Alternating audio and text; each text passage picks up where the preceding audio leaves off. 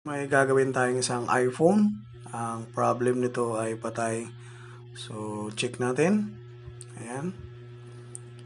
Ayaw mag-charge. So, walang power. Scan natin guys para malaman natin kung ano yung sira. Yung nasa ibabaw, nasa MMC niya, yung pinaka-memory ay bumabaga. So, ibig sabihin may tama yung MMC nito. So, dito guys ay babakbakin natin. Ngayon, ang gagawin natin dito, mapakita ko sa inyo guys kung paano natin tinatanggal yung MMC na walang na hindi nagkakaroon ng error. Kahit CPU guys, ito ituturo ko sa inyo, i-share ko talaga yung pinakasikreto. Kasi maraming nagkakaroon ng failure dito pag nagbunot ng mga CPU o kaya basta mga silyadong piyesa guys. Ang una-una natin gagawin ay gumamit lang kayo ng 300 kung quick ang gamit nyo. 300 lang na Celsius yung gagamitin natin. Bakit 300? Kasi para mapalambot natin yung pinaka glue, yung glue na naka-hold dito sa nakahawak dito sa mga IC yung nakabalot. So ito yung sikreto guys, bakit napiperfect natin yung buhat ng isang IC na walang natatanggal, walang sumasamang copper. So ito yung pinakasikreto ko guys, talagang isi-share ko to sa inyo para meron kayong idea. Pinaka-importante ito sa mga nagtatanggal ng mga CPU o kahit anong piyesa na silyado o mapa MMC pa yan o itong CPU o kaya RAM yan, basta silyado. Ang gamit natin ay 300 itong gamit natin muna. Mamaya magsi-switch tayo ng 350 para matulusaw natin yung lid. Ito 300 muna para lumambot yung pinaka-glow. Importante ito guys. Magsi-switch tayo mamaya. Ayan, 350 na ang nilagay natin para sa lid naman yan, para lumambot yung lid. So pinaka-importante talaga to guys para hindi kayo makasira ng IC. Ang gamit natin ay 350. Ang nozzle na gamit ko is 10mm, yung malaking bibig, yung malaking butas, yun ang gamit natin. Ayan, tingnan natin kung perfect. Ayan guys, kita nyo, napaka-perfect talaga. Walang nawalang piyesa, nawalang copper, walang nagkulang, as in kompleto lahat. At napakaganda ng buhat natin. Hindi magkakaroon ng error ang CPU. Bakit? Dahil yung ginamit natin na hangin at saka init, 23 yung hangin, ay yung init naman ay 300, tapos yung 300 kasi na ginagamit natin guys ay pangpalambot ng glue. Hindi nyo na kailangan bumili ng glue remover, yung liquid remover, wag na kayong bumili. Ang sekreto niyan ay nasa hangin at nasa init. Kung bakit yung mga binubuhat kong mga piyesa na selyado ay walang nagkukulang na paa, dahil dito yan sa settings guys.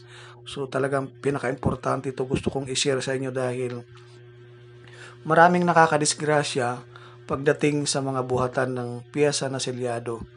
So hindi nyo na kailangan bumili ng mga glue remover guys dahil madali lang naman gawin. Kahit yung mga Oppo pa yan, Vivo na mga silyado na mahirap tanggalin guys, madali lang yan. Basta masundan nyo yung sikreto na ginagawa natin. Wag kayong gumamit kaagad ng 350 hanggat hindi kayo dumaan ng 300. Kasi pag gumamit kaagad kayo ng malakas na hangin at saka init, automatic ang kababagsakan yan guys. Titigas yung mga glue. So, kailangan mapalambot natin yung glue dun sa 300 bago tayo mag-switch doon sa tawag dito sa may lid. Sa may lid kasi yun pang finale na talaga yan guys, para hindi siya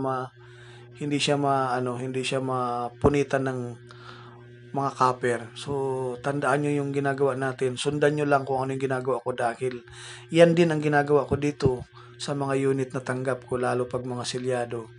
So napaka niyan guys, napaka working. Kahit anong CPU pa yung binubuhat ko, hindi talaga nagkakaroon ng kulang. Hindi sumasama yung mga copper Talagang perfect talaga yung pagkabuhat. Basta masundan nyo yung ginagawa natin. Dahil marami nagtatanong sa akin kung ano yung eksaktong hangin at saka init, paano mag-start, paano mag-umpisa na maganda yung kababagsakan. So ito yun guys. Yung video na to para sa mga bago, para makatulong talaga. Dahil hindi nyo alam kung paano yung simula ng pag-iinit. Kasi marami nagtatanong sa akin, pag nagtanggal daw sila ng CPU, pati yung mga copper ay sumasama, yung mga layout sumasama. So, ang sikreto niyan, ganito. Kung ano yung nasa video ko, sundan nyo lang guys. Dahil yan ang pinaka-perfect talaga. Marami akong ilalabas na mga video tungkol dun sa pagbuhat ng CPU. Titingnan next, itong sunod ng video ilalagay natin. Yung lahat ng CPU na binunot ko ay walang kulang. Lahat perfect talaga. Dahil dito sa settings na ginagamit natin. So, yun. 300 yung ginamit ko dito sa pag buo ng liquid lid, paglagay ng mga paa. Ang tawag dito ay rebooling, pag-rebol ng mga MMC at saka CPU, power IC. So 300 lang ang gamit natin para maganda yung kakalabasan. Basta kung ano yung ginagawa ko dito guys, yun din yung ginagawa, yun lang ang sundan nyo. Perfect talaga yan. O hindi kayo makakasira ng PCB board at saka hindi mawala yung mga copper. Basta lagi nyong tandaan na standard dapat, huwag ka sumubura dun sa 350 dahil pag sumubura ka, error yan guys. Perfect man yung ginawa mo pero error yun, patay yung unit, hindi mabubuhay. Marami na tayong experience sa ganyan, kaya ako gusto kong ma-share talaga para makatulong yun sa mga kapwa natin technician na hindi pa napiperfect yung pagbuhat ng CPU. So, ito yung pagbalik natin is 350 na guys kasi para mabilis natin mapakapit yung lid. Hindi na tayo gumamit ng 300 kasi ano na to magbabalik na tayo ng piyesa na ni-rebol natin. Hindi tayo nagpalit ng piyesa dito dahil patay ito. So, sinubukan natin i-rebol yung MMC para makita natin kung mabubuhay ba dahil dead boot talaga yung unit, hindi siya nabubuhay. Yung sekreto talaga guys sa pagre-rebol ay pagbuhat ng piyesa sa gamit nyo dun sa hot air, sa settings. Yun ang pinakasekreto.